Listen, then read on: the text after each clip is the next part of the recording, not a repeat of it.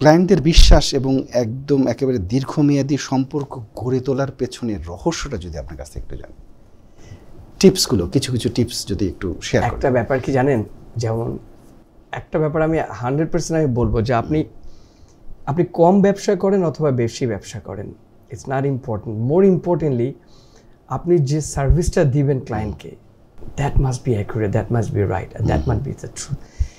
এটা এত ইম্পর্টেন্ট এই যে সার্ভিসটা, যে অবশ্যই এ smile can go a long way.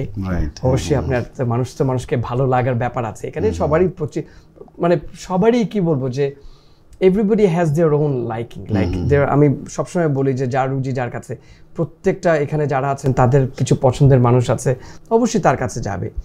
কিন্তু না, accuracy is so important. For example, এখনও এই আফটার 30 years এখন পর্যন্ত আমার, যখন আমরা when we do a tax filing service, এখনও আমি এই কাজটা আমি এক হাতে করি না। what that means is একজন করলো আরেকজন ওটাকে আবার চেক করছে, কারণ এই হিউম্যান বিং আমরা, we definitely can have an error, একটু ভুল can make ট্রু। হ্যাঁ, সো এই রিলায়েবিলিটির আপনি যদি লং রানে যদি আপনি নির্ভুলভাবে যদি মানুষকে সার্ভিস দিতে থাকেন, that helps a lot.